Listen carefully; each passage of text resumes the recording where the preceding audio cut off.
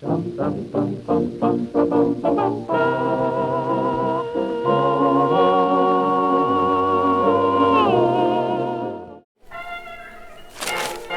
isang linggo, naglabas ng pahayag si Edwin Lacerda, isa sa mga spokespersons ng Malacanang na isa sa mga malalaking dahilan kung bakit sumasadsad ang ratings ni Pangulong Aquino ay ang walang tigil na pagbatikos ng mga opinion columnists.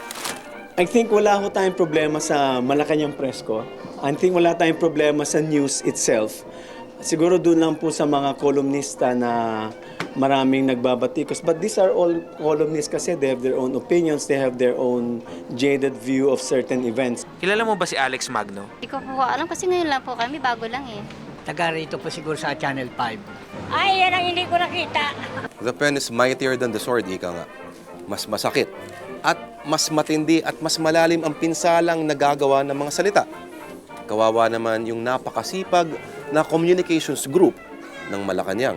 Tulad po ng aming constant exposure with the Malacanang Press Corps, siguro we need to explain to the various columnists of whatever shade ang position at programa ng Pangulo. Kilala nyo ba si William Esposo? Poso Negro, may kilala ko. Si Negro. William din yun. Negro, kapitbahay ko. Artista ba yun? Willie! Dahil ang Pilipinas, sinasabi nila meron daw 84 hanggang 90% na functional literacy rate. Ibig sabihin nun, isa tayong nasyon ng mga mambabasa. Obvious naman, di ba?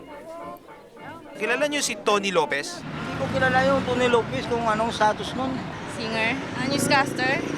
Hindi ko alam eh. Higit pa sa balita, ang mga kolumnista ang tunay na nag-iimpluwensya sa opinyon ng taong bayan. Dahil sila talaga ang mga eksperto. Ang mga tunay na edukado. Ang tunay na may alam tungkol sa pulso ng masa. Mga eksperto sila eh. Produkto ito ng kanilang mataas na pinag-aralan. Kaya sa bawat salita nila, nakasalalay ang sentimiento ng publiko. Kilala mo ba kung sino si John Nery? Ewan ko lang, siguro cargador. Superhero? Isang mayor? Kasi nga, sikat na sikat itong mga kolumnistang to eh. Lalo na para sa malaking sektor ng ating lipunan. Ang masa, alam natin kung gaano kahalaga ang kanilang kuro-kuro para sa malaking porsyento ng ating mga kababayan. Kaya nilang maging mapanira, kaya din nilang pumuri. Dahil nga, sikat na sikat sila. Kilala nyo ba kung sino si Conrado de Quiros?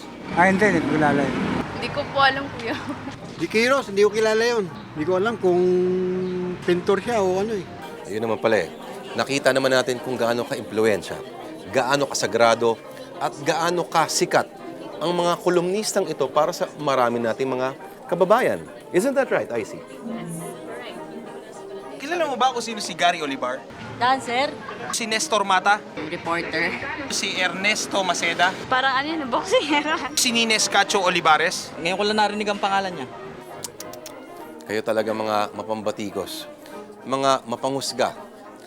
Sa bumababang ratings ni Pangulong Aquino, kayong mga kolumnista ang tunay na may sala.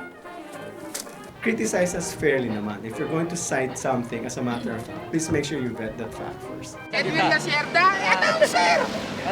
Announcer ng Channel 5!